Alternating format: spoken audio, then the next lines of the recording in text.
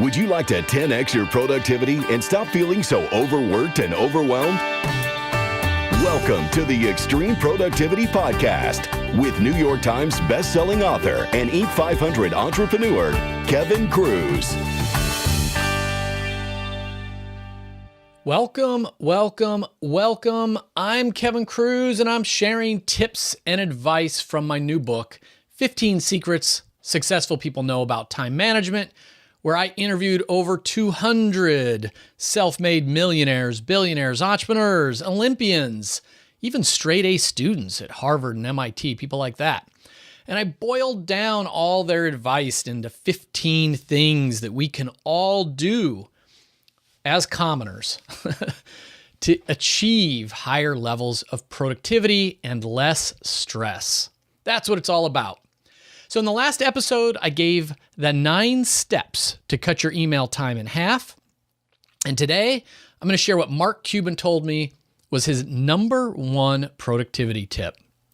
But first, I want to send you a quick start action plan that includes the one-page planning tool that millionaires use to schedule their day. All you need to do is send a text message to 44222 with the word achieve. Or head on over to the website, productivity-podcast.com.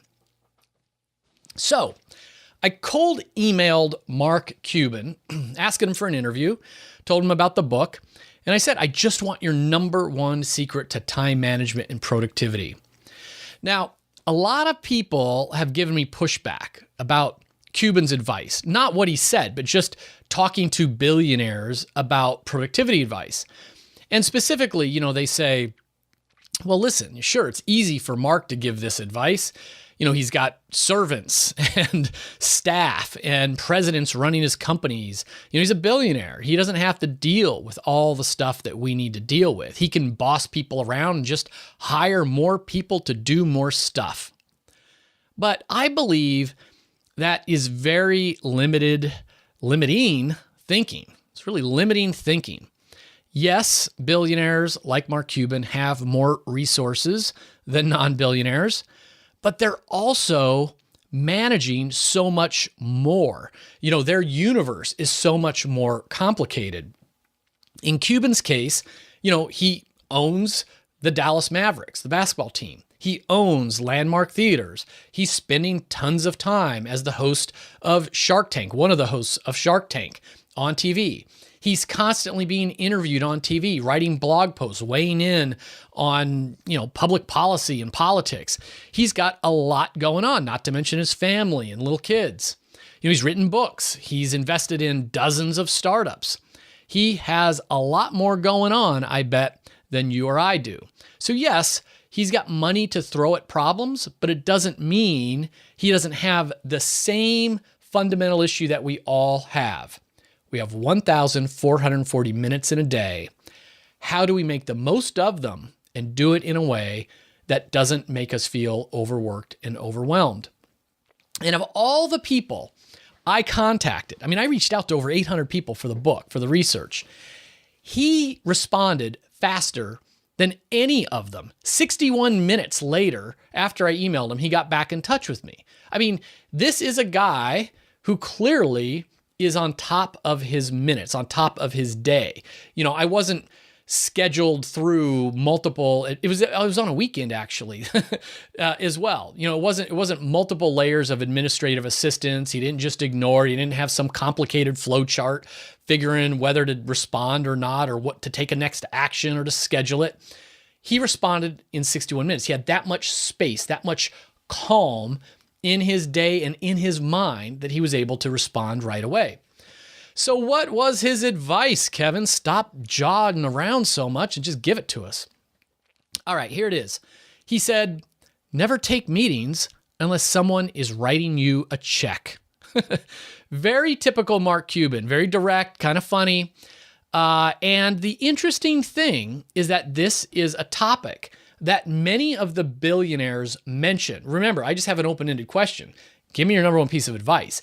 Many of them talked about the evil of meetings, that you have to control time that's going into meetings because usually it's so wasteful. I mean, I'm sure you don't wish you were scheduled into more meetings, right? So here are several problems with meetings and, of course, how to fix them. So the first problem is most meetings start late. Either the facilitator is just lax and goofing off and not calling the meeting to order, or everybody's waiting for the important people to stroll in late.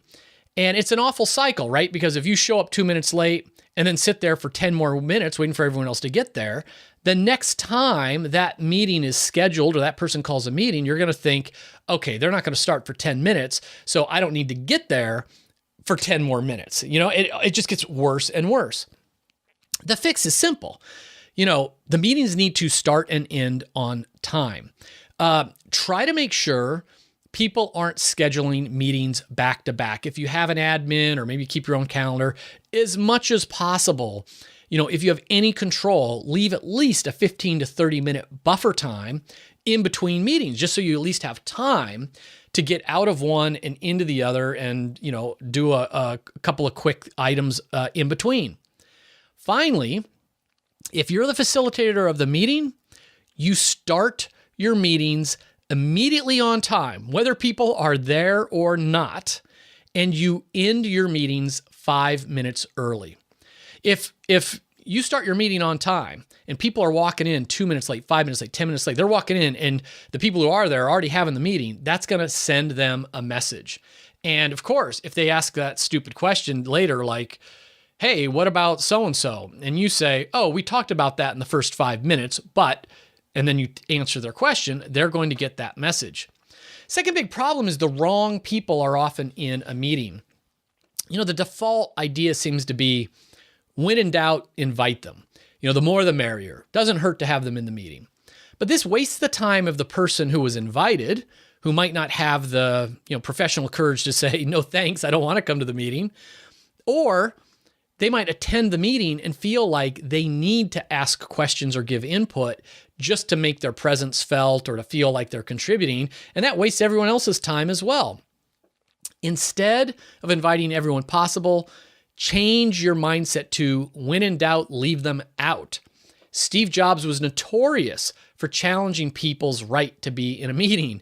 He would throw them out of the middle of the meeting if he noticed somebody that was sitting there not participating and he thought, geez, why are they here? He would toss them out.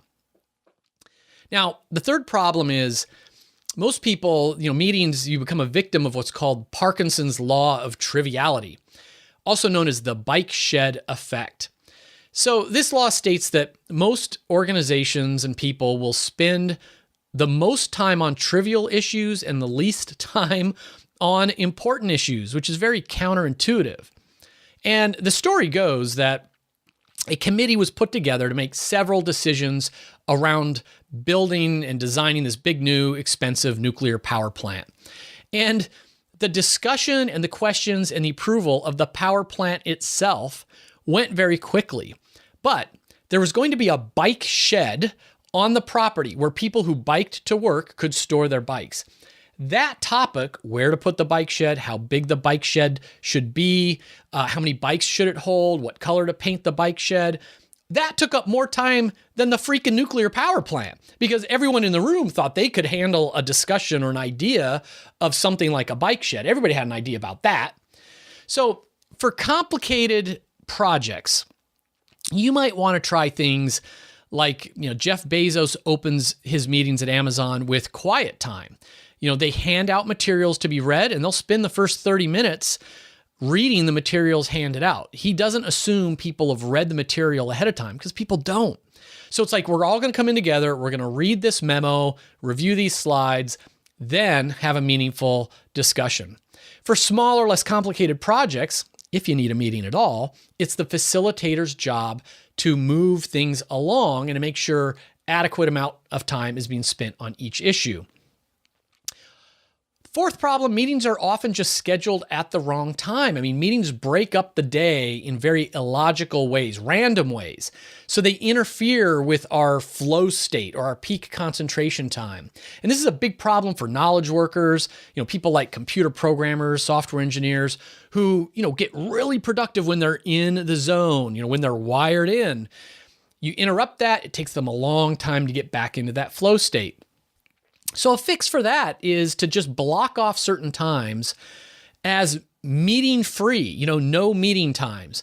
Dustin Moskovitz, co-founder of Facebook and founder of the team productivity app Asana, he told me, he says, pick one day a week that you and your team can focus on getting individual work done without any interruptions like meetings.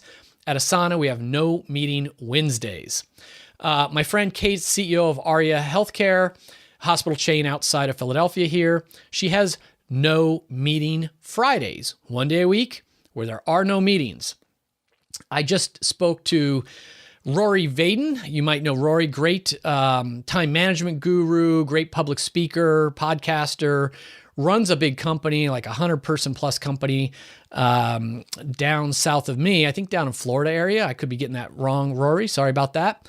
And he laughed when I told him about no meeting Fridays. He said, we have only meetings on Monday meetings. After that, there are no meetings held Tuesday through Friday. So pick a time, even if it's just the mornings, no meetings so everybody can get into the zone. And finally, problem number 5, the wrong people dominate meetings. By their nature, the overconfident people, the extroverts, the optimists, they tend to dominate communication in a meeting at the expense of others who might be more knowledgeable, who might have better advice or better ideas, but they're less inclined to share out in a meeting format. Now, this is tough. It goes back to the role of the meeting facilitator. If one participant begins to dominate a meeting, that facilitator needs to sort of interrupt and rein that person in. It's also up to the facilitator to call out, the quieter people. Hey, Kevin, I noticed you've been really quiet through this whole meeting. We'd all really like to know, what you're thinking about, or what do you think about this idea? You've been kind of quiet today. That takes some skillful facilitation, but that's how you solve that problem. So how can you apply this? Like, what can you do with this today right away? Well, first, you can fight the power to horribly misuse lyrics from Public Enemy. Fight the power, fight the meetings, be the change you want to see in your own company. So even if you're not the boss, you don't have the power, don't by default say yes to every meeting that you're invited to. Try to get out of meetings. Say no. If someone's inviting you that you can't say no to, say no delicately, like, oh, that meeting, I was scheduled to work on that other project. Is it the meeting really important, or can Linda take some notes and brief me afterwards?